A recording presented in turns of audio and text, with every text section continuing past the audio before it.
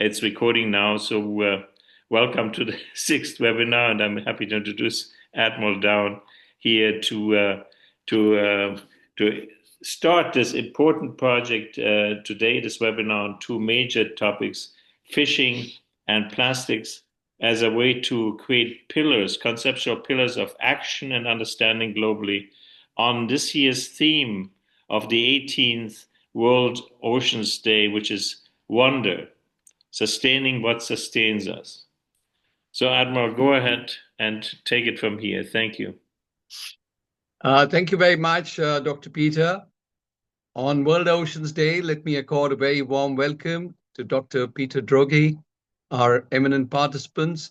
He's the founding director, Liechtenstein Institute of Strategic Development, and also the co-chair of the Global Maritime Accord Academy initiative.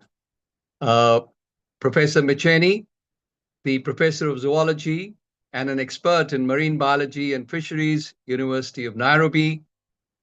Ms. Aamber Fatima, the senior director, India's international movement to United Nations. Mr. Ulhas Parlikar, the former director of Geocycle Business ACC Limited. Commodore Sujit Samadar, Indian Navy retired, the secretary and the founding member of the Governing Council Society for Aerospace, Maritime and Defense Studies. We also welcome our teams from LISD, SAMDeS, the International Military Council on Climate and Security, Netherlands, the Commonwealth Security and Resilience Group, United Kingdom, I.I.M.U.N, Trebuchet, USA, and Sai University, India. I would like to extend a very warm welcome to all the maritime experts, environment specialists, academia, and researchers from different parts of the world who have joined across various time zones for the sixth webinar of the Global Maritime Accord Academy initiative with the theme Plastics and Overfishing as the key challenges to ocean health. Our blue planet, the Earth, has a dominance of the maritime domain, and oceans are essential to life on Earth. Today, the oceans are literally in hot waters as the sea surface temperatures across the world is soaring. And this is leading to the fact that our biodiversity is under threat, and so is the marine ecosystems. Humankind continues to be blind to the fact that the oceans provide nearly 50% of our oxygen needs and silently absorb nearly 30% of the greenhouse gases, and also play a crucial role in regulating the climate. There is a misperception that the oceans are an unending resource base and an infinite sink for dumping of garbage. Nothing could be further away from reality.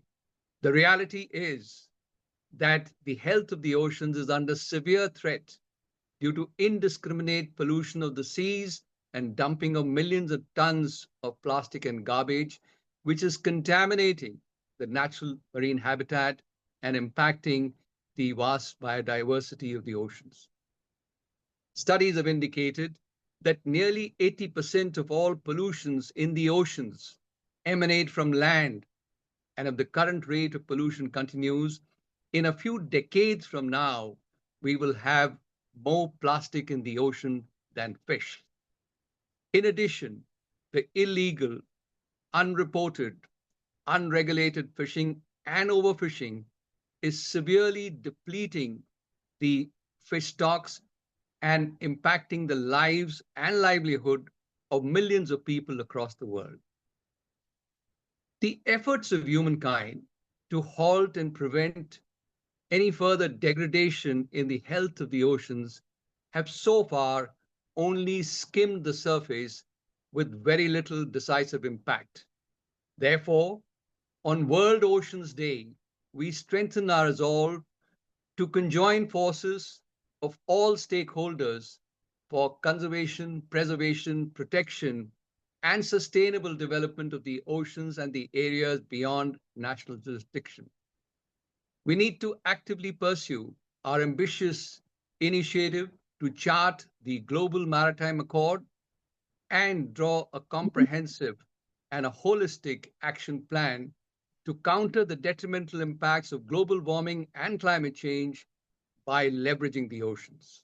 We need to take urgent action to implement the elements of the action plan, and we need to take the action now. Firstly, we need to shut the tap on land to prevent over 13 million tons of plastic and garbage from flowing in from rivers and coastal areas into the oceans of the world every year.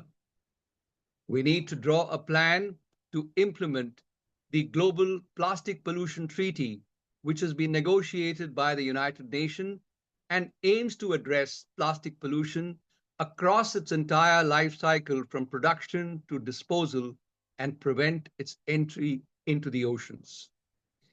We need to launch a global drive to clean the oceans of the plastic and garbage which has accumulated as large floating islands and gyres of plastic and garbage in every ocean of the world. We would need to pool in resources and leverage technology to sweep the ocean of this plastic and garbage and recycle it as a resource as part of the circular economy. We need to stop illegal and overfishing and prevent the use of prohibited gear for bottom trawling, which is severely damaging the natural marine habitat and has already depleted over 30% of the world's fish stocks and 90% of the large fish populations.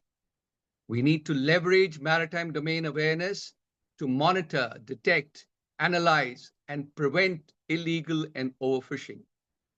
In addition, we need to implement measures for compliance for the fishing restrictions and enable sustainable fishing and conservation and preservation of biodiversity in the areas beyond national jurisdiction. The world shipping would need to stop spewing over 1 billion tons of carbon dioxide into the environment every year. Ships need to stop dumping ballast water and dirty fuel into the oceans. At the same time, the International Maritime Organization has promulgated the net zero greenhouse gas emission regulations by 2050, with interim targets by 2030 and 2040. These would need to be strictly monitored and stringently enforced in accordance with an action plan. Ships of the future would need to be designed in accordance with the Energy Efficiency Design Index and propelled on environmentally friendly fuel with the vision of sustainable shipping. We need to avoid dangers of deep seabed mining and carry out detailed analysis and research on the detrimental impact of deep seabed mining on the natural marine habitat and biodiversity. In order to prevent development of ocean slums, we need to carry out marine spatial planning as a global good and demarcate the marine protected areas in the areas beyond national jurisdiction for conservation and preservation of biodiversity as envisaged in the High Seas Treaty. I'm sure that the enriching presentations and the vibrant deliberations during the course of this webinar will throw up some path-breaking recommendations for charting the Global Maritime Accord and the action plan, which is essentially a petition from the oceans to humankind. We must always remember that the precious environment of our planet Earth is on loan from our children, and we need to ensure that our future generations inherit clean and healthy oceans with the overall vision to save the oceans for a safe Earth. Thank you very much. Over to you, Dr. Peter. Thank you very much, Admiral. I'm delighted to have you elucidate the GMA's program. And within it, we have two topics today that we are focusing on, which are vastly different, but also vastly interconnected and related. And I'm honored here to introduce Ms. Aamber Fatima, who is the Senior Director of the Indian International Movement for the United Nations, and she'll talk to us about youth efforts within the Indian context to deal with the plastics onslaught. Aamber, are you here, and could you take it from here? Peter, would you I'm like to sorry. play the clip? Yeah, right. I'm sorry. It's actually Dr. Ulhas Parlikar who will speak first.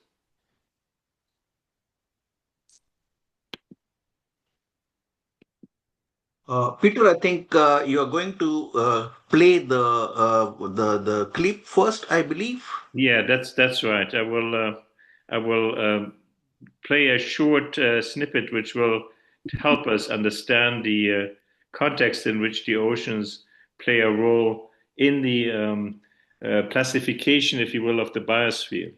It's a phenomenon that has invaded our cells, our brains, our hearts, and has engulfed the atmosphere. But a few people understand the role of the oceans in doing so. What's also very troubling in a way how short the time period is since we've begun to understand that. And essentially, it started in 1997 when a young sailor by the name of Charles Moore sailed back from Hawaii to the west coast of the United States and decided to go through the Pacific Gyre. And much to his shock, found himself sailing for over 1,000 miles in a plastic soup. So he will say a few words at the very beginning now, 26, 7 years later. And in this short snippet, we'll talk very briefly about that phenomenon, that relationship between plastics, life in the oceans, and introduce a 6-minute piece on the role of plastics in the global biosphere based on the ocean dynamics. It is now one of the leading causes of death of marine creatures and needs to be investigated on that basis as a killer. It's a predator that kills but never eats. And it's also something that's predated upon, that fills up stomachs without giving nutrition. So it has a black, dark, evil side that is both killing and being consumed and killing. It strangles and it fills up bellies, and it's doing that at a greater and greater level. And that's just at the microplastic level. Every year, more than 400 million tons of plastic waste are produced globally, and by 2040, this figure is expected to triple. Around 11 million tons of plastic enter the world's oceans annually, the equivalent of over one garbage truck of plastic dumped into the ocean every minute. Currently, our oceans already contain approximately 200 million tons of plastic.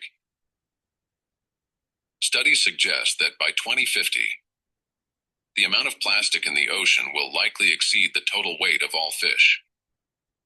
Plastic takes 500 to 1,000 years to decompose. The Environmental Protection Agency states that basically 100% of all plastics human beings have ever created are still in existence.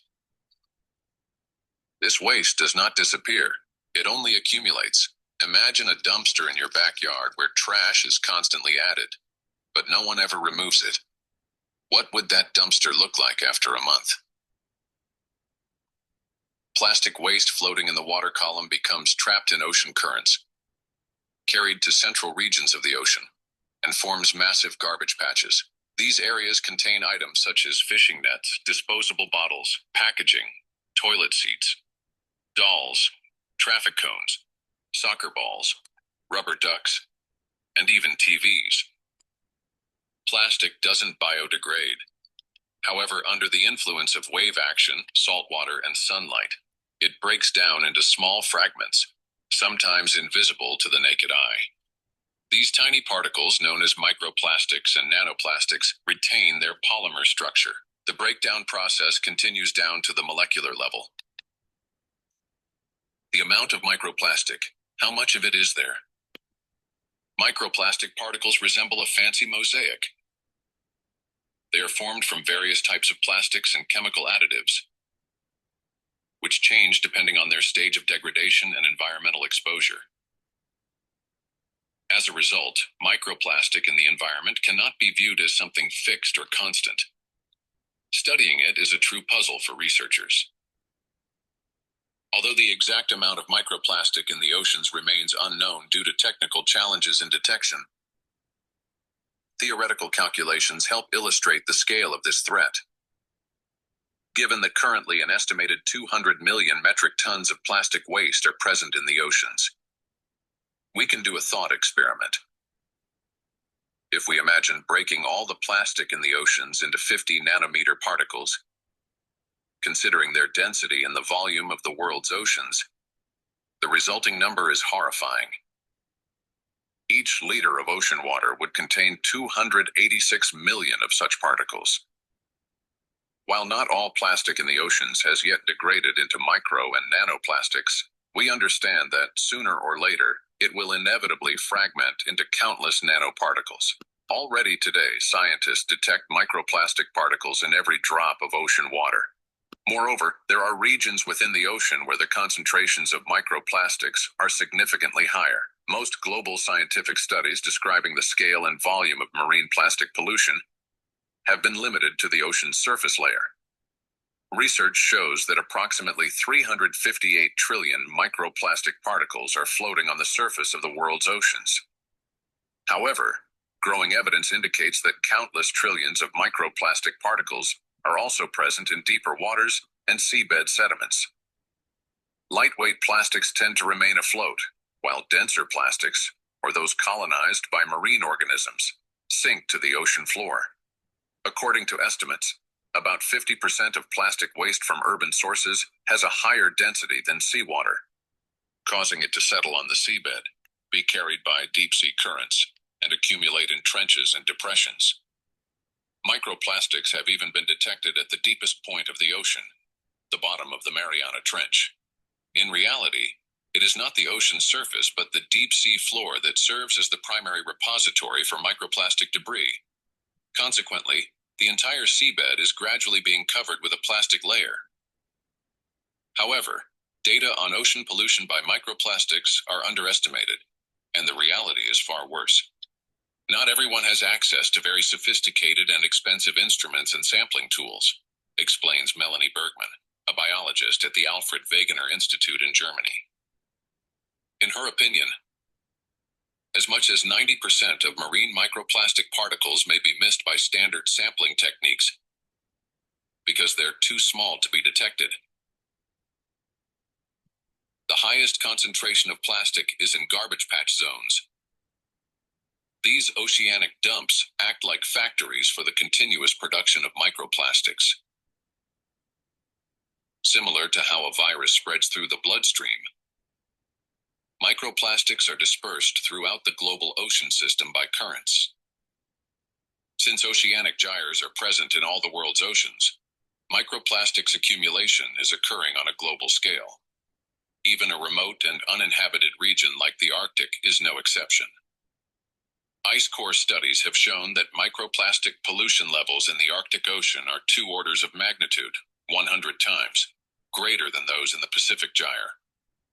In addition to the 2 layers of pollution, the surface and the bottom layers, the concentration of microplastics significantly increases in another area, the thermocline.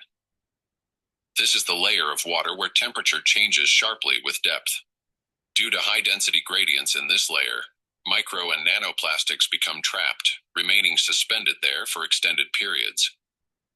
Picture the ocean as a layered cake, where each layer has distinct temperature and density characteristics. Microplastics tend to accumulate at the boundaries between these layers. Additionally, microplastics can also be transported in the ocean by marine organisms. So thank you very much. I'll stop here at this short clip, which gives you an impression of the dynamics of the microplastics in the ocean world, which then enters the atmospheric realm. Now, I thought it would be best if we use this context for the oceanic life conditions first, and with his permission, ask Professor Ntiba to speak just after the plastic session on the fishing pressures. With his permission, I'll therefore ask Aamber Fatima to talk about her initiative to deal with the onslaught of plastics in the terrestrial realm. Aamber, thank you very much, and please take it from here. Thank you. Hello, I'll just quickly share my screen. Visible? It's good, yeah, thank you. Okay, great. So before I begin, greetings to all the dignitaries, delegates, and change makers present here. It's truly an honor to address such a distinguished gathering at the Global Maritime Accord. Before I begin, I was quickly going through this statistic that I read, and which was that 10 rivers across the globe are responsible for almost 90% of the plastic that flows into our oceans. Shockingly, two of those rivers are right here in India, the Ganga and the Brahmaputra. And once I quickly reflected on it, I realized that this isn't a fact or a statistic, but a wake-up call. As Dr. Peter has already introduced me, my name is Aamber, and I represent I.I.M.U.N, India's international movement to unite nations.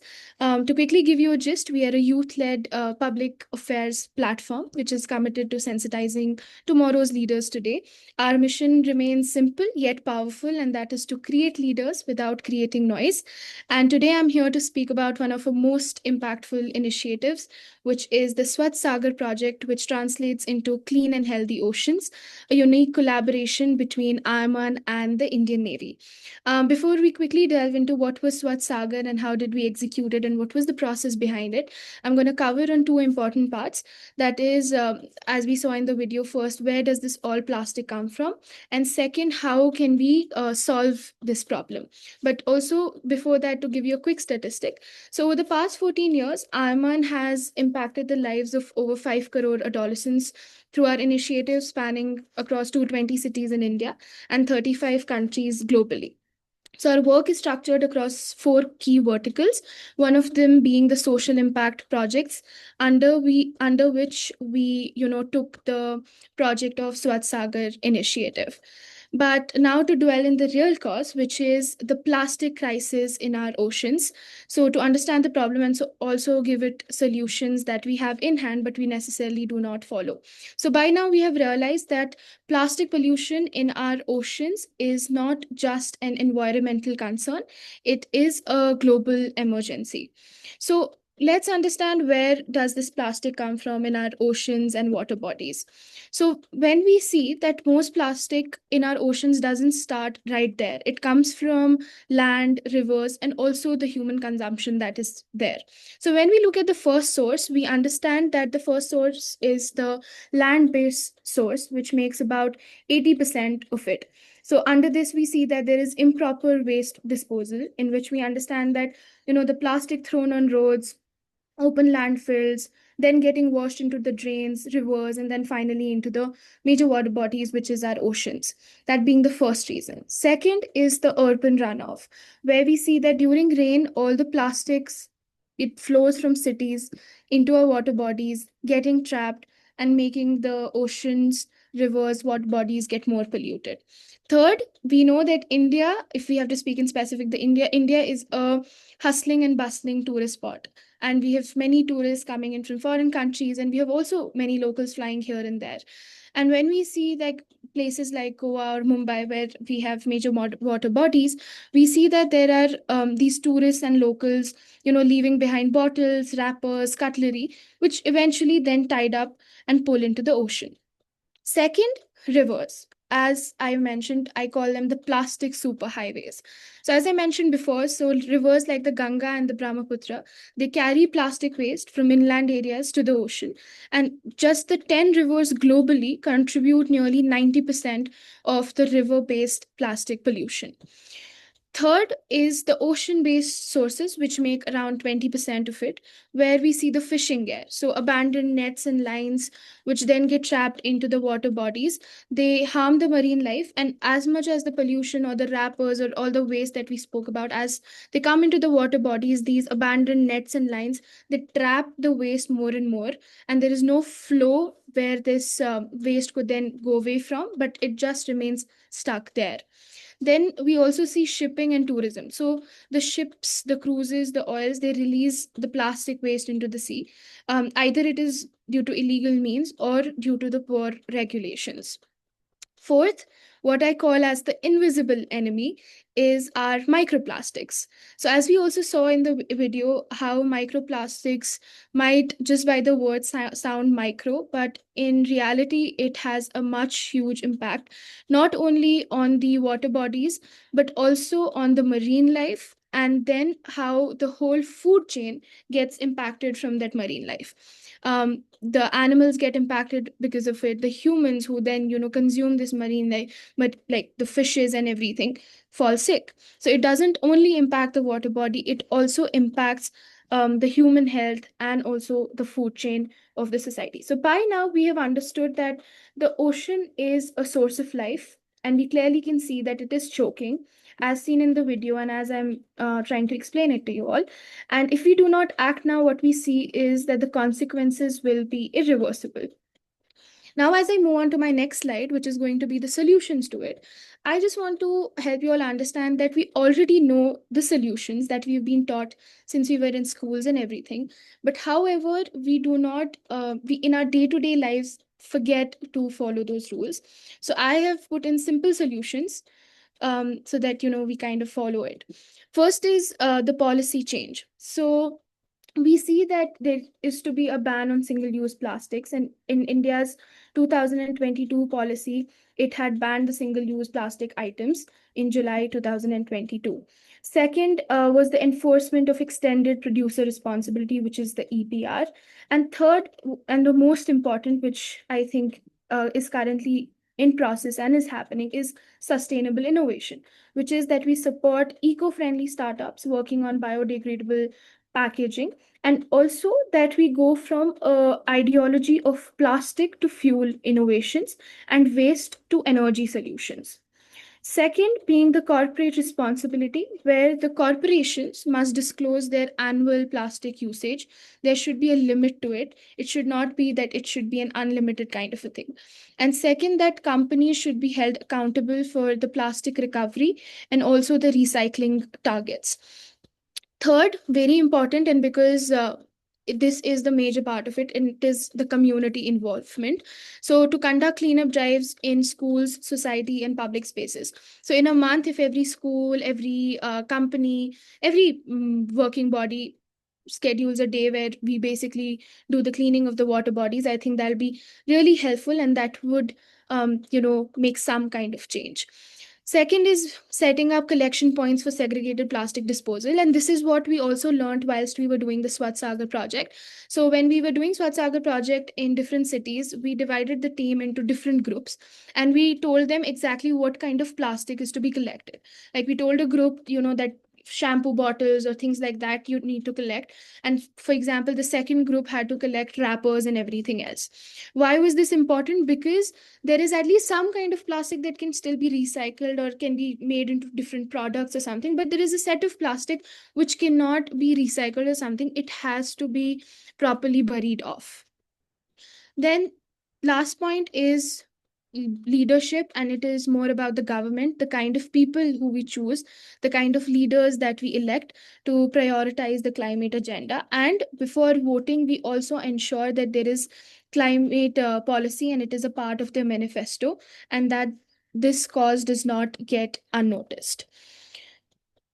Moving on a little about what, apart from Swat Sagar, we have tried to do at I.I.M.U.N. So at I.I.M.U.N, we've always believed that awareness is the first step to action. And what we have tried to do is that we simulate, environmental committees in our conferences across 220 cities in India and 35 countries globally, where students don't just talk, but they propose and debate the real world solutions. So in the past 14 years, we've tried to conduct it, as I mentioned, in the 220 Indian cities and 35 countries globally. And through other initiatives like hashtag #MyFirstVote, we empower young citizens to make informed choices and vote for leaders who prioritize real change, from climate action to also civic responsibility. And through this, we have tried to build a generation of eco-conscious youth leaders who also think about this.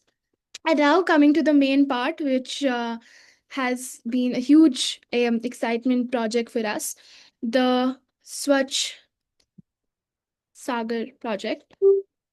Not able to. Yeah, okay. So about Swachh Sagar initiative, as I mentioned before, so under its social impact projects vertical and as a part of the commitment to environmental conservation, I.I.M.U.N launched its Swachh Sagar initiative to protect and preserve India's water bodies. Honored and grateful that it was spearheaded by our advisory board member and former Chief of Naval Staff, Admiral R.K. Dhowan. And the initiative was to create a nationwide movement that raises awareness, creates a civic responsibility, inspires action. And as part of this project, I.I.M.U.N collaborated with the Indian Navy to visit 15 cities across the India and clean various water bodies and try collecting and recycling the collected waste.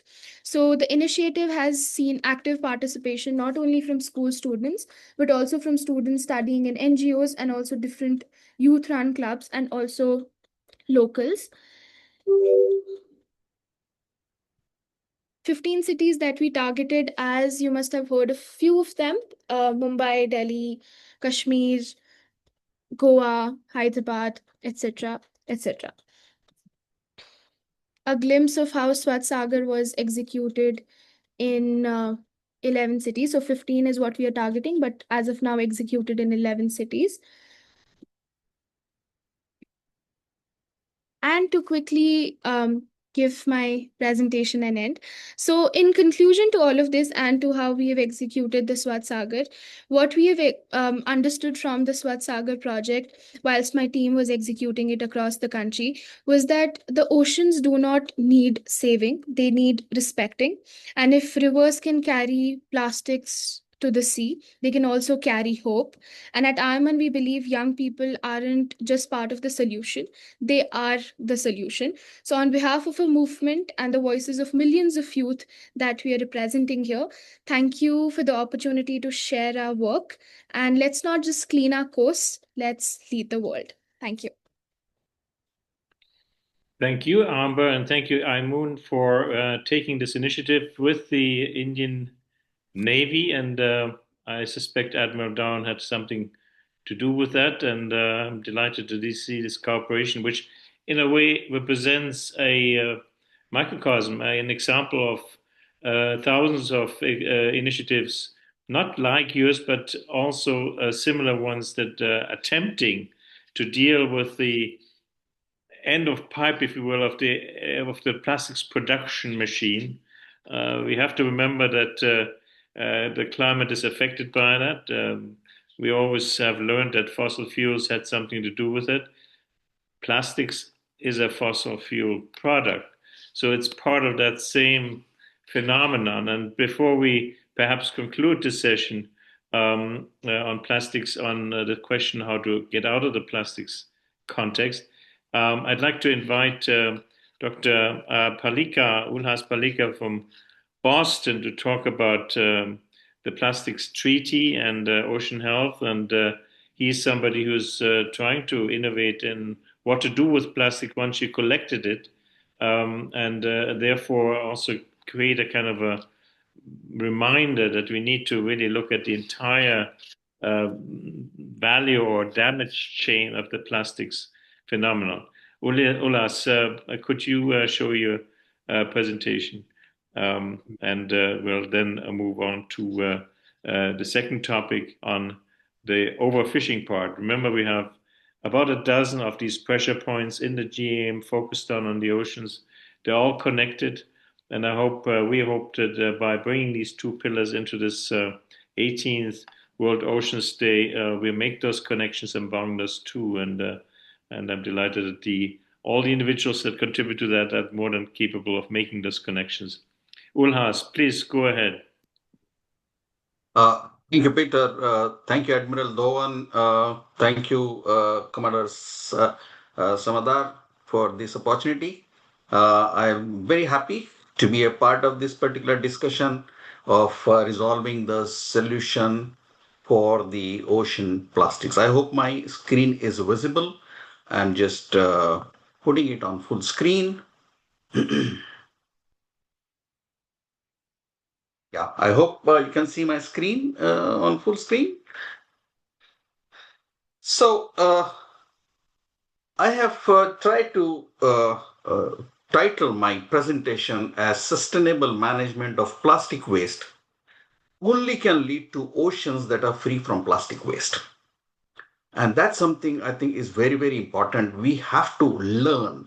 And as Aamber was talking about, Ms. Fatima was talking about, it has to happen as a movement. The student community, the stakeholders, the NGOs, the community, the society, everybody has to be a part of this particular process of managing the plastics. Then the solution is there. And of course, that is certainly one of the major part which Admiral Dhowan is taken up. I think the other options which are very important to deal with the management of plastics is something that I would like to cover in my presentation. So as we learned very briefly from the clip and also from Aamber that the reasons for the plastic waste pollution are: one is poor waste management. There's inadequate collection, segregation and recycling. There's open dumping and leaking landfills near the coastlines from where the runoffs happen.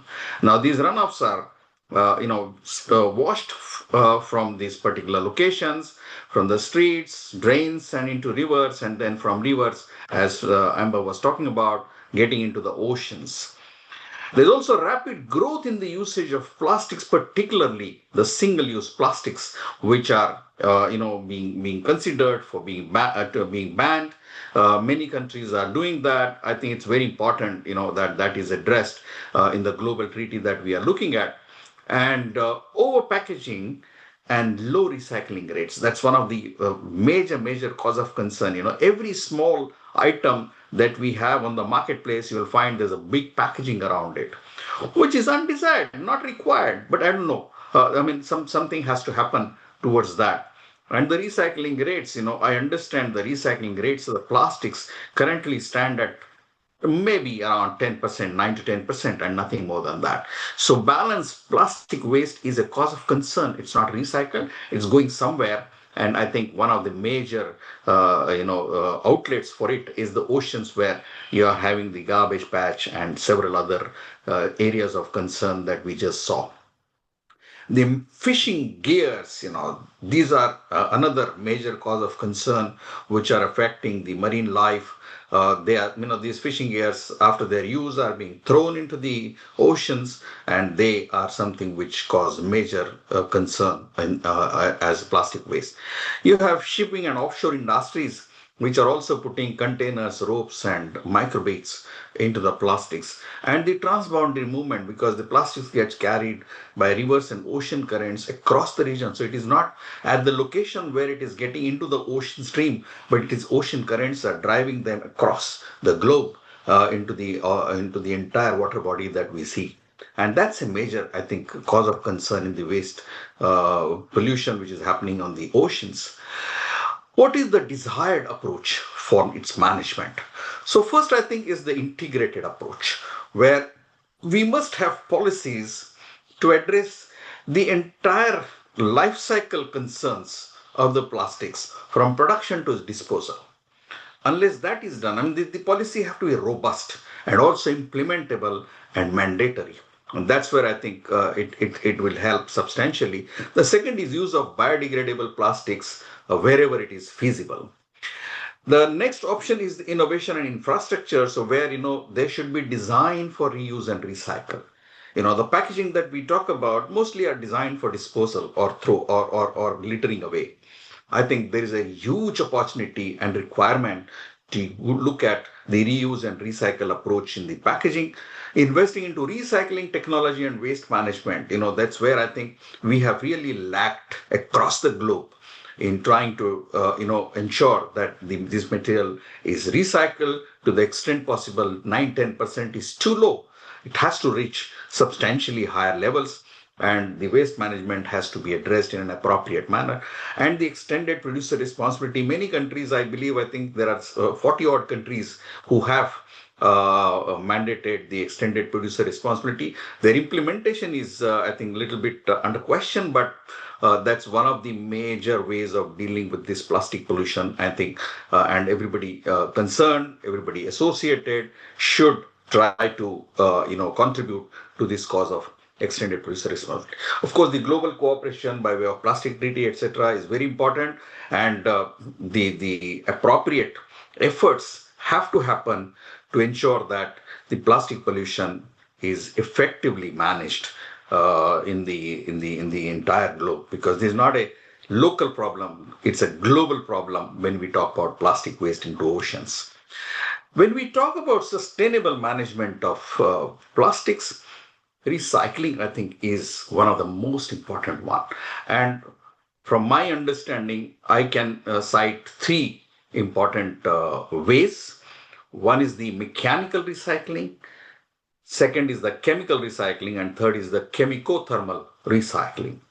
So if you look at mechanical recycling, basically it is like, converting plastic waste back into the products. So here there are a variety of policies which are being implemented by different countries. So we have here the mechanical recycling, you convert maybe bottle to bottle, bumper to bumper approaches so that, this recycling becomes more effective. In chemical recycling, you degrade into monomers and then put them back into the process to manufacture polymers. And chemical thermal, utilize them in applications like cement and waste to energy, where you are able to utilize the energy value, the material value which is present in plastics, and recycling back in different applications. I'll illustrate these three things in a little bit more details. So first is the mechanical recycling of plastic waste. So the overview of this is that the mechanical recycling is the process of recovering plastic waste through the physical processes without significantly changing the chemical structure of the plastics. And it is most established and widely used. In India, for example, there are several initiatives towards this mechanical recycling, but they are all in small industries, micro industries or mini industries kind of a approach. So their effectiveness is less. But yes, the recycling happens. And the official number is around 60% recycling of the plastic waste happens through these particular means. So the major processes involved are collection and sorting. So you do source segregation, you have material recovery facilities where you segregate them, and then you have to clean and wash them to remove the labels, the adhesives, the residues which are there. Then you shred them and then grind them and then melt and reprocess. So while you do that, you produce granules which can be put back along with the virgin materials to produce new products. And the better quality you are able to produce the granules, the more replacement that you can do. Virtually, even 100% you should be able to do. But there are challenges. One challenge, of course, is quality degradation, because once you do multiple recycling, the polymer chain, it starts degrading to smaller and smaller, and therefore the parameters, the strength parameters or the other specific parameters which are required for the end applications, they tend to get impacted. So there is a lot of research happening in different academic institutions as well as research institutions to see whether we can build some molecules which can be utilized to put this carbon chain back and make them bigger. There are also limited recycling of mixed and multi-layer plastics. because the segregation doesn't happen properly, and therefore the quality gets impacted. If you're able to segregate 100%, I think the quality will certainly be much better. And the need for robust collection and sorting systems, which is not there at this point in time. The benefits are it reduces plastic waste entering into the landfills and oceans. It saves energy and raw materials compared to virgin plastic production because you use a lot of natural resources and use a lot of fossil fuels to produce them. And it promotes circular economy in a big way. So mechanical recycling is a very important pillar in the sustainable management of plastic waste.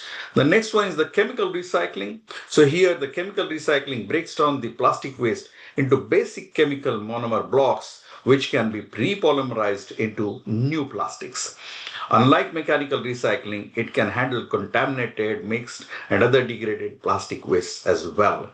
So here the process is first is the collection and sorting of mixed and contaminated plastics for chemical recycling, then pre-treatment as shredding, washing, drying, and then you have different technologies like pyrolysis, gasification, sololysis, with which you convert them into monomers, and then you do the purification to remove the undesired elements like the contamination and other impurities, and then utilize the product which is obtained, which is monomer, basically into by repolymerization into new virgin quality materials, and then you produce the plastic granules which can be put back for the manufacture of new products.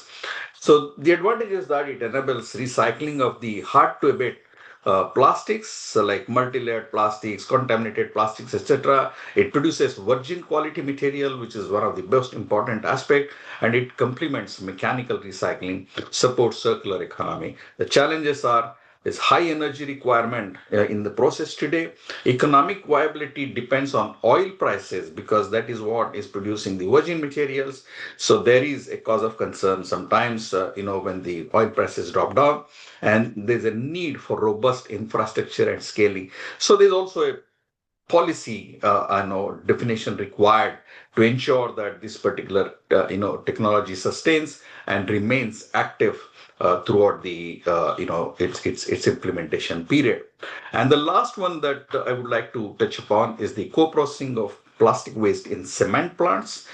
Here, the energy value which is All of present, that this. is sorry. Then for Italian, these Okay, so here the concept is to utilize the non-recyclable waste plastics as an alternative fuel and raw material in the cement kilns. So you have the inorganic portion which can be utilized as the raw material, and you have the organic portion which can be utilized as a energy source. So both the raw material and the energy source get utilized in the cement manufacture. This supports the waste management and reduces reliance on the fossil fuel, and therefore the generation of the greenhouse gases that we talk about. So here the plastics are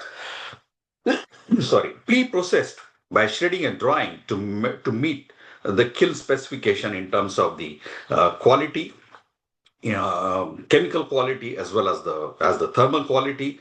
And then these are injected into the high temperature zones where the temperatures are more than 1450 degrees centigrade. It could be up to 2000 degrees sometimes when it is fired into the main burner of the cement kiln. And complete combustion of this organic material takes place, and entire ash, which is inorganic material, it gets embedded into the manufacturing raw material process and gets utilized as a raw material. So therefore, nothing comes out as an ash or any other cause of concern. All the emissions, this has been measured in several countries, and India too, we measured more than 90 times, different trials have happened on very big scale. And we find that there's no cause of concern emission that can happen because of the temperature, which is almost 1400 plus or even up to 2000. There's long residence time of something like 6 to 10 seconds. It has got lime, which will absorb all the acidic gases which may get liberated in the combustion process, and the combustion efficiency, which is measured by the DRE, which is destruction and removal efficiency, it's at least 6 nines as compared to 4 nines desired for emission, for incineration. And the 6 nines can be even 9 nines or a 13 nines that I personally had opportunity of measuring. So very effective combustion happens in the cement kiln, and therefore there is no cause of VOC. Dioxins and furans do not form. This process is very, very robust, and therefore it's a very clean system of managing this particular waste. So it diverts the plastic waste from landfills and oceans. It reduces greenhouse gas emissions, and no generation of secondary waste because there's no ash which comes out. It conserves natural resources like coal and even raw materials which are utilized, and then it complements the circular economy goals. The considerations are, the quality of plastics. PVC is something which is undesired because chlorine is a cause of concern material from process point of view in the cement manufacture. Strict emission control is required to be implemented, and that is something which which has to be ensured, I think, statutorily, and then regulatory compliance is needed from all considerations so that the process is effectively implemented. So this is what I wanted to share from my end on the aspects of managing the plastic waste in a sustainable manner. So all the three options of mechanical, chemical, and chemico-thermal options, which these are proven, tested, and good. Only thing is the necessary requirements which are there before, like collection, segregation, sorting, or bringing it together, etc., have to happen. I'm sure the various initiatives which are happening as part of global treaty are being are in favor of implementing these solutions. So thank you very much for giving me this opportunity. I'm very pleased, and I would like to extend my gratitude towards that. Thank you so much. Thank you, Mr. Parlikar. We had a view on implementing a river cleanup program jointly between the Indian Navy and the international Indian movement for the United Nations youth movement to clean the rivers, which for river-based plastics are really deriving 90% of the plastics from a handful of rivers around the world. We had a look at an engineering solution how to recycle or fix plastic, so to speak, in the built environment or in other chemical processes. But we haven't really touched on two very important parts: the cradle and the grave of the plastic cycle. We haven't talked about how to end the plastic period because we can't engineer our way out of this avalanche of what really started as a very innocent industrial process, early part of the 20th century, exploded in the 70s and 80s and 90s. And turns out that it just oozed into every aspect of our world. So there is business opportunities, there's opportunities for regulations, but we're nowhere near having scratched the surface to even implementing that. So all the best to you, Dr. Parlikar, to in your venture there. But we also have to look at the grave part. In other words, what approaches to get the plastic that's already in the ocean reduced or dealt with or managed. It seems to me that we need to think of some sort of moratorium on plastic production or a dramatic reduction in the plastics use that's immediately required, and then look at the entire chain of plastics already there. But plastic is forever. All the plastic has always been ever been produced is still in the environment. So we won't run out of mining material. So your business model is safe, but we can't continue producing more. But I'd like to take this opportunity to perhaps look at the policy side of dealing with ocean issues by inviting Professor Micheni Ntiba, who's a veteran of working very practically in the ocean environment, working with a very core concern, which is to do with depleting fishing stock, pushing it to the edge of viability through overfishing and illegal fishing, which has been an issue almost from the very beginning of the fishing industry. And I'd like to highlight this topic not as a separate topic, but as one perhaps in some way we can learn from an international and a local response, policy and practice response to a very vital change in our practice when it comes to looking at the oceans as the source of our own existence, but also as a sustenance, as a biodiversity pool, also for climate management. Dr. Ntiba, are you able and willing to step onto the stage and conclude the series of speakers before we have a final short discussion round at the end? Micheni. Yes, thank you very much, Peter, and everybody else. Thank you very much. This is the second round that I'm able to talk to you, and that I'm feeling very privileged and thank Admiral Dhowan for always looking up to me to be part of this. We are still trying to get the African group to participate as much as possible, and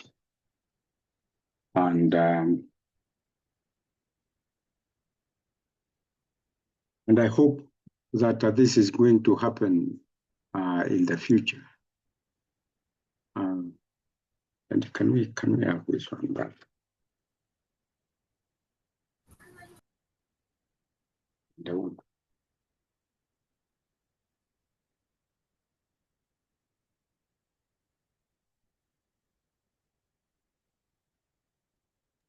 Your presentation was doing fine, and it stopped just now.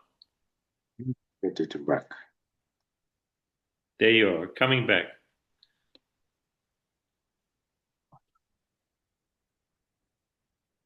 Yes, so when I was told to talk today about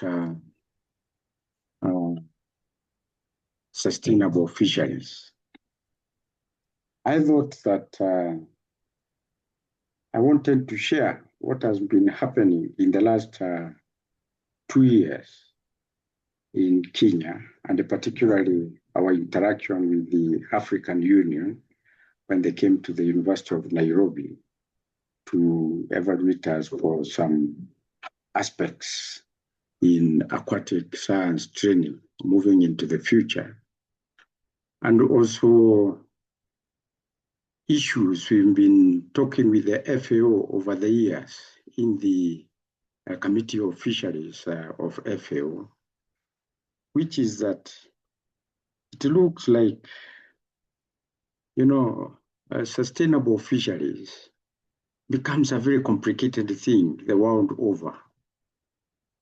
And so in the last 2 years, we zeroed down to probably looking at it differently and asking ourselves, is it that we don't have the right manpower, considering that fishery science is a very complex science requiring a lot of knowledge, right from dealing with communities, dealing with machines, dealing with waters, dealing with biodiversity, dealing with the trade and things like that. And so this is what I want to talk to you about today, which is that I think we need to narrow down to the fisheries officer and the way they are trained, probably make fisheries as a profession, which is not the case in very many of our countries. The current situation, for example, in Africa today is that 5% of the African aquatic resources requiring professional oversight are undermanaged. But when you look that we only got about 15%, food security, which I think can be upscaled in Africa with the proper fisheries management. That also, if you look at the economic loss that is associated with illegal, unreported, and unregulated fishing is way to the extent of 50% losses. Therefore, you see nations that are striving to meet the SDGs, therefore face an urgent need to professionalize the public fisheries officer in our countries. And I think this is crucial. Now, the question we're asking is why sustainable? Why sustainable fisheries management matters, especially in the world of today, let alone what we've heard about plastics. And also the paper that was shared with us by Peter on what is happening to the fisheries and the environment in the areas below national jurisdiction. You'll find that, number one, climate change and ocean warming are real. And when this happens, rising sea temperatures will always and disrupting marine and other aquatic ecosystems. We also find fish tend to migrate from the equator northwards or southwards, or even in the open seas. The migratory routes from the top to the bottom waters are also very affected. We also know that rising sea temperatures affect fish breeding and feeding grounds, causing a lot of problems and therefore disrupting the production and growth of stocks and things like that. Coral reef bleaching around the equator and the tropics and sea grass loss has always hindered fish reproduction. And these are very important matters because we are talking about them every now and then. Everybody in the world is now aware about the climate change issues and the ocean warming issues. The other matter is the matter of overfishing itself and the whole issue of the tragedy of the commons, where everybody goes fishing, nobody considers the other. It becomes very complicated. And when you think about overfishing, it is where we excessively catch fish beyond the natural replenishment rates. And this is happening almost everywhere in the seas, in the lakes, even in the rivers that we have heard about here. And basically it is driven by uncontrolled fishing efforts, where we have too many canoes, too many fishing crafts, too many people in it, and so on and so forth. Then we've talked about the issue of illegal, unreported, and unregulated fishing, which affects many of the developing countries, particularly from efforts from countries that are able, where we don't have the capacity yet. A lot of the fishing experience and losses which don't come to our markets are related to IUU fishing.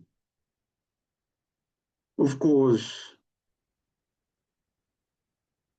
climate change, overfishing, these plastics that I've heard of will always cause disruption, distortion in the fish population structures.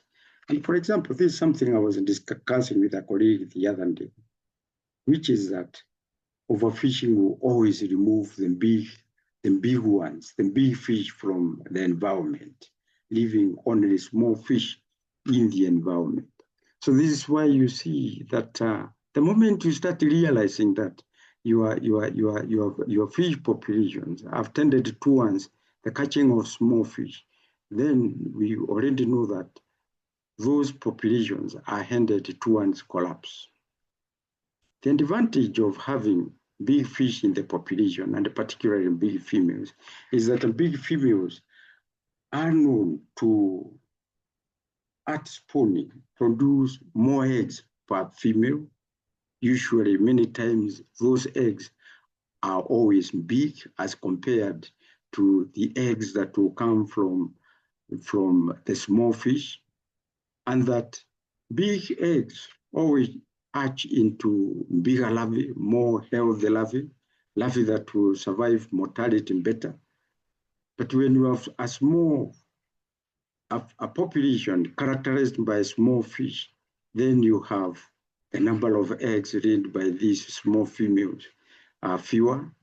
They hatch into smaller larvae because of the quality of the egg, and therefore they face the highest mortality in those environments. And I think it is good that we understand these biological things so that even when the communities are able to be explained what is happening, then we can be able to manage the fisheries properly. Of course, when we exploit fish populations without any responsibility, this will always lead to the phenomenon we always call the transient of commons. And also from my own experience, especially in capture fisheries, what we have seen is that it is not in the knowledge of very many people, even our fisheries officers, even in governments, that when we are dealing with capture fisheries, I think it is always important that we need to look at them as wildlife first and manage them as such. Because if we don't, then we are going to be in a lot of difficulties. I think it is important that the knowledge that we are dealing with wildlife in capture fisheries is critical, so that at some point, then governments can be able to request for information about how much of that wildlife can we exploit so that we are able to leave a sustainable breeding stock for future fisheries. And I think also, while touching on this, we should also rethink about how the regional fisheries bodies in various parts of our oceans and in lakes, for example, in Lake Victoria, we have the Lake Victoria Fisheries Organization. Whereas I think that these regional bodies can do a lot of good work. They have a challenge in terms of being politicized. They have a challenge of not having enough resources to be able to conduct their work without interference. And this becomes very, very difficult. So having understood that, so how do we move towards sustainable fisheries management? Remember, globally, aquatic resources remain overexploited, and mostly our thesis says that this is due to critical human resource capacity gaps that are there. And that the public service fisheries officer seems overall, after a lot of analysis, to lack the professional training for effective resource management and leadership. And the issue is this. I don't know whether this is what happens in the rest of the world, but in our countries, what happens is that fisheries officers have all manner of trainings. They are owners of degrees in biology, in physics, in chemistry, in material sciences, in geology, and so on and so forth. And the danger is that when you have such trained people sitting in the same fisheries institution, then you have the difficulty of not having a team that operates and understands the problem as one. And that is what we need to solve moving forward.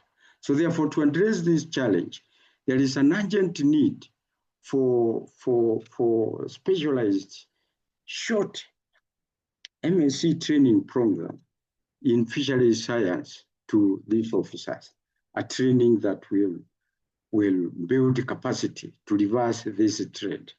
And we are thinking that the role of a competent fisheries officer should be able to monitor stocks, should be able to enforce sustainable management quotas, should be able to and develop policies to combat climate change and overfishing threats, empower local communities.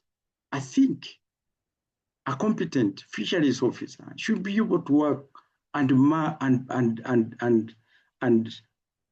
borrow the support of the communities and the fishers so that we can be able to work as one. So the whole concept of establishing a World Fisheries University to offer this solution so that the training will not only be in one country, but across the world, means that we will be able to educate professional fisheries managers who are going to deliver as one team. Remember, delivering as one.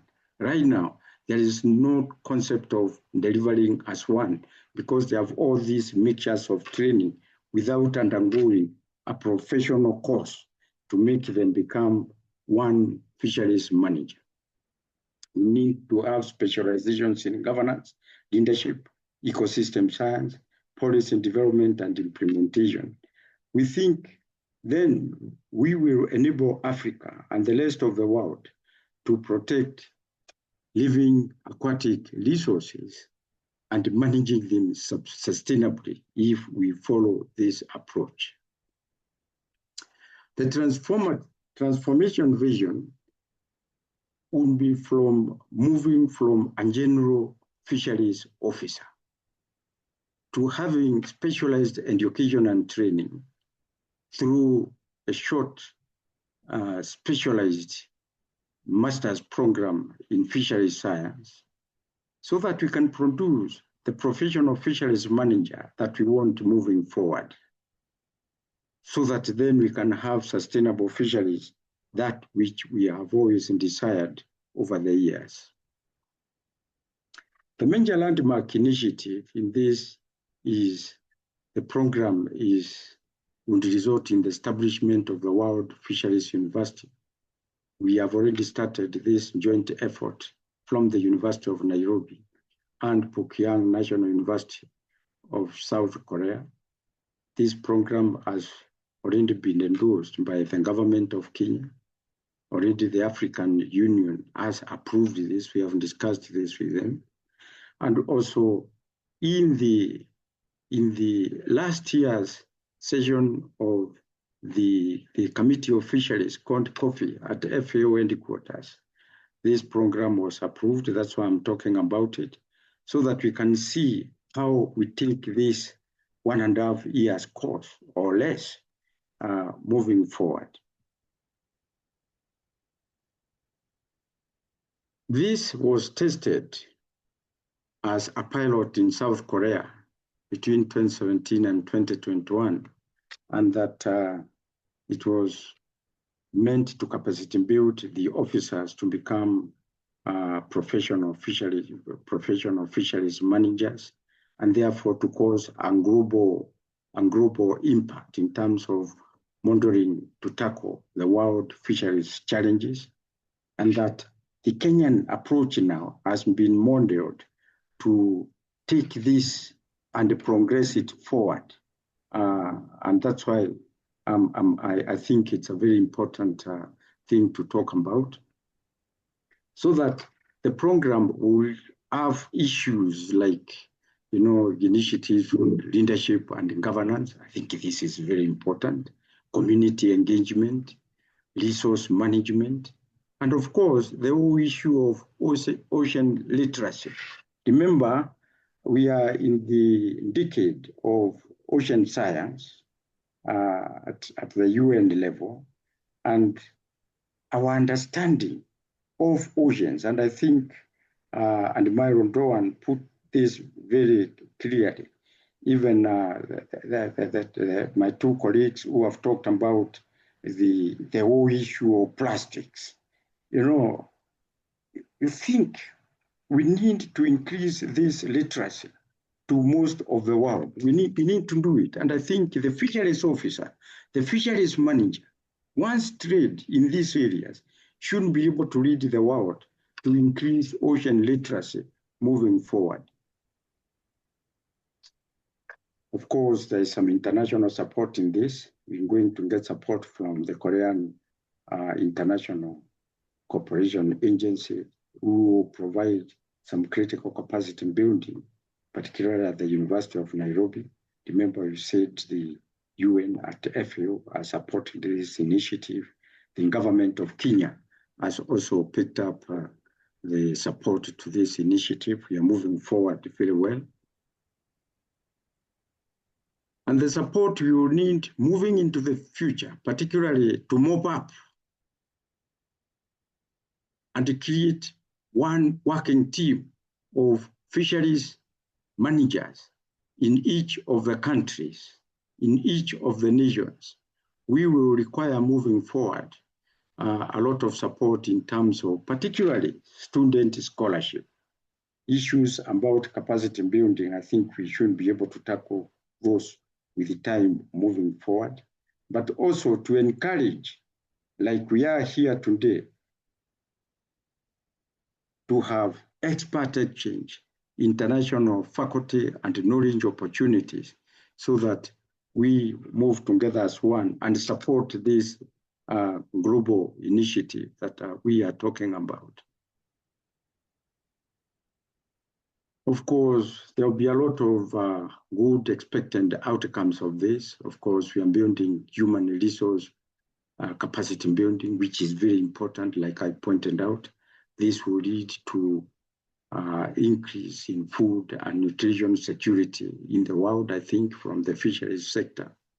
We will be able to probably see the enforcement of regulations and rules to reduce and eliminate IUU from our countries and in tandem worldwide. And of course, this will create economic development at the fishing community levels, at national government levels because of trade and earning foreign exchange moving forward, increase in tourism, and other things related to fisheries, including sporting and things like that, film industries, and so on and so forth. Thank you very much. We are almost out of time. I want to conclude by saying that, particularly for Africa, I believe the 54 nations are going to participate. I believe in a short time, we should be able to see people benefiting, particularly from food and nutrition, and all these sort of things from the current 15 to 25%. And if we can be able to work on this in a manner that as we head towards 2030, when we need to review the SDGs, and particularly the SDG 14, then I think this will be very important. So if I can summarize without going further, is to say that I want to welcome all of us, wherever we are, to talk about this, so that we can produce globally professional fisheries managers, as opposed to what we have today as fisheries officers with all types of trainings, but not working as one, which we have analyzed as the main cause for not achieving sustainable fisheries management. I wish to thank you very much moving forward. Thank you very much, Dr. Ntiba. It's a fantastic presentation, and it'll highlight the necessity to adopt the educational mission that also the GMA is embracing in its academy, and to build a global awareness in all universities for ocean science, ocean practice, ocean management, and ocean-focused policy and enforcement mechanisms. One thing is, of course, very important, that perhaps the only thing that I could detect that's missing both in the plastics and in the fishing topic is the economic dimension. Both operated in the illusion that we are living on an infinite planet. We can infinitely produce more plastic as long as we can recycle it. We can infinitely manage more fish as long as we have better schooling and training. So we will focus more, I think, on the economic dimension and the question of economic incentives for improved consumption, but also the encouragement for valuing the natural resources more, which still don't have any value. They have no value in the plastic cycle. They have no value in the fishing cycle. So the fish is there to be caught, and the water is to be there to be polluted. That has to change. So that economic valuing of that resource ocean perhaps will have to become the basis of a new currency, a new monetary framework that, if it doesn't exist, will not be able to control this extraordinary onslaught on this resource, which is coming to a head now. Also coming to a head is our session time, which we are past about 20 minutes ago. So speedy Commodore Samada, who's been trained on many fast frigates and other ships, will be able to steer this boat back into the harbor and pick up a couple of comments from invited guests who very briefly will elucidate their responses. And Commodore Samada, could you take it over and wrap up the session within the next couple of minutes or so? Thank you very much. Thank you, Dr. Peter Droege. It's been a real pleasure listening to all our experts here, and we have had some very insightful views. But if you have to sum this all up, it's all about consumption. And unless we control consumption, whether it's of plastics or fishes, we are not headed in the right direction. So I'm not going to add more to it. Substantial points have emerged from today's discussion, and that will be compressed into a short YouTube video for the benefit of people who couldn't join in today. But may I now recognize Professor Agnes Muthimba, who's been waiting here. And she's the head marine and freshwater thematic at the Department of Biology, University of Nairobi, for a quick intervention of about a minute and a half at most on your views, on your takeaways on the issues that have come up for discussion today. Professor Agnes Muthimba, the floor is yours. Thank you very much for the opportunity, and I'm glad to be in this meeting. I appreciate the presentations, and I have just a few questions to just clarifications from the past presenters.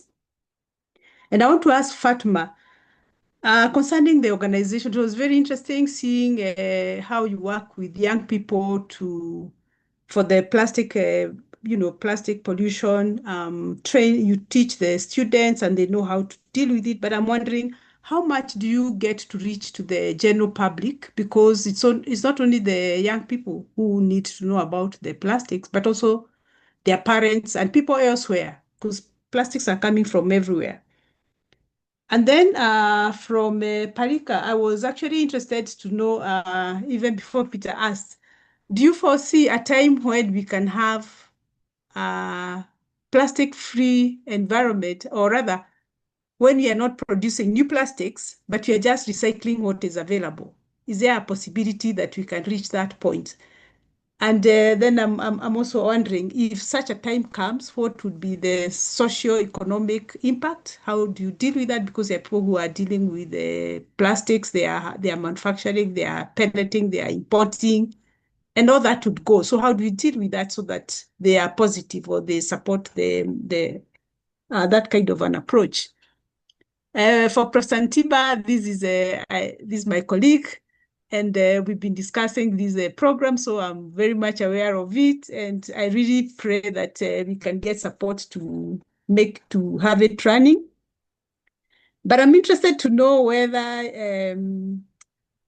in terms of training, we can train students, we can train fisheries officers, but how do we ensure that they actually get the jobs to do and to do what they are meant to do? What step do we need to take to ensure that we train and they actually do the work, or they actually get to those positions? And then also, if you remember, there was a time that there was an issue of stock assessment in Kenya, and it was going around that, I don't know how much money is being used. How often do we need to do stock assessment, and how would we organize so that we ensure that this stock assessment is done regularly as is needed, considering that it's such an expensive business, as you understand from that previous discussion. Thank you very much. Thank you for those questions. I don't know if Professor Dr. Tony Perreira is on board at the moment. He's from UCLA, Fulbright Scholar. I didn't see his name. Yes, I am. But oh, very good. Thank you so much. Then may I now request your short intervention on the issues that have come up today in the shortest possible time. Otherwise, Dr. Peter is going to be, will sack me from my captainship of this particular project. So kindly intervene. Yeah, I'll please. share a slide or two, so I'll make it short. The numbers are astounding, and we face a challenge of enormous proportion, and we have seen it growing in the few decades in the short after World War II. So, summarizing, what is something that takes a considerable amount of time to understand, and many nights and days working on these issues. We need to reduce the human footprint below 1 Earth per capita, and we know that per capita and averages, they lie, because there are populations very small, 10, 20 nations in the world industrialized that consume a lot, and there are half of the population that live on the planet with $0 every day to $4 or $5 a day. So it needs to be uniformized that we live within the limits of the planet, and that everybody pretty much shares a sustainable, ecological, not just sustainable, it needs to be ecologically sustainable portion of the earth that keeps us alive. We need massive re-education in schools, in universities, in eco-sustainable management of the planet, understanding and management and living on and lifestyles of living on the planet. The moment universities form train people, to train cadres, train technicians that have absolutely no understanding of the limitations of the planet. That needs to change. Peter was talking about a new form of payment. Well, we don't need a universal basic income like some countries and some cities are trying to do, but we need the universal basic income is business as usual. It doesn't work. We need a universal eco-sustainable income, that the money that is distributed as a form of the exchange of monetary exchange of goods and services is used for eco-sustainable goods and services, and that will work. And then finally, we need to eliminate plastics, fossil fuels, pollutants, synthetic chemicals, pesticides, PFAS, which is not just one, those pervasive permanent chemicals in the environment. There is a bunch of them. There's dozens, it's literally dozens of them. And then BPA is the same thing. It's just not one, it's many, and the GMOs.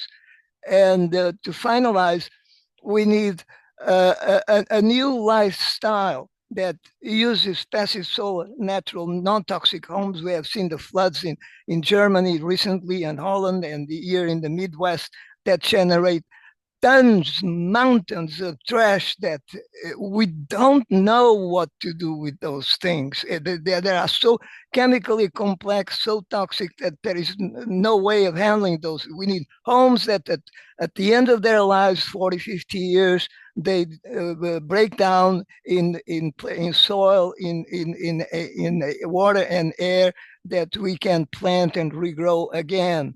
We need rooftop solar PV, not in vast areas of that with what we call deserts, which are not deserts. There's at least 100 species in any desert around the world. We need rainwater harvesting, what the Indians were doing 1,000 years ago. There are experts on that in the Thar Desert in the north. We need to learn how to do solar cooking. It's possible. I've seen villages around the world, entire villages, cooking already on solar. We need solar hot water, replace natural gas and electricity. We need gray water, detoxify the gray water before it enters the ecosystem. and then produced with that biomass, and that can be transformed into humus, where we can grow crops. NASA did this in the 70s when they had these ideas of going to the stars, which of course we don't need to the stars. We are already in the middle of the stars. And we need to learn how to compost in no flush toilets, which is about 50% of the water used in the home. That is a carrier again for microplastics and all of the changes we talked before. And we need to transform the whole agriculture, which is about 20-25% of the emissions and the economic value in the world, to organic farming, no dig and no till, which now is a soup of toxics and pesticides that came from research that led to the wars in World War I and World War II in neurotoxins and all of that, all of those things. So final comment is that we need a new direction that is earth-based, and not the direction that is billionaire ego cringe based, that has been leading us to complete disaster and the failure of the life supporting systems of the planet. Remember that air, water, soil, food, plants, animals, air, sunshine, soil, that's what makes us. Earth makes us, not the reverse. We don't make air, we don't make soil, we don't make any of those things. So we need to understand that. Thank you all. Thanks for the invitation. Thank you. I think before I turn to Aamber and Ulhas for their final comments, I must tell everyone what Dr. Peter has been saying for a long time to all of us, that we have to remember that the planet Earth doesn't belong to us. It's we who belong to planet Earth. As long as we keep that central concept in our mind, much of the activities that we will do will help future generations take on this, live on this planet peacefully and in a sustainable way. So without further ado, Aamber, you got 30 seconds, and Ulhas ji, you got 30 seconds to respond to those two questions that came from Agnes. And with that, I will request turn it back to Dr. Peter and Admiral Dhowan to conclude the session today. First, Aamber, please. Okay, am I audible? Yeah, go ahead. Okay. So I think, as I mentioned about how we could keep the oceans clean, and I'll repeat the same thing again.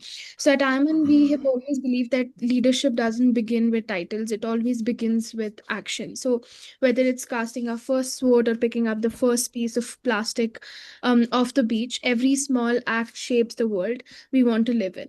The ocean doesn't, as I said before, I say it again, the ocean doesn't need our sympathy, it needs our responsibility. And if our generation leads with purpose today, we won't just protect the future, we will define it.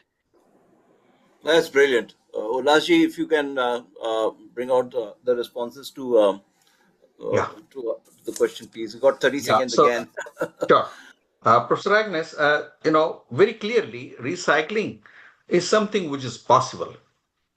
And when it has to become, a workable, viable practice, it has to be economically attractive. Then it will happen appropriately.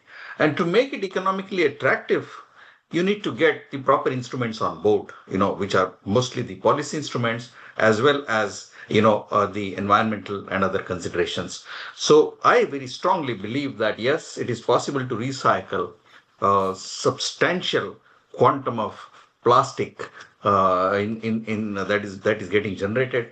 And when we talk about its social impact, I think society certainly needs plastics because it's a wonderful material. So it has to be there, it has to be available always. But as Dr. Professor Kamada Samada was talking about, consumption is a cause of concern. So society has to align itself to the consumption patterns, the requirements, and just adequate kind of an approach. And that's where I think the recycle approach, recycling of the plastics will help do that. And the economics will kind of divert it in the right direction. Thank you so much.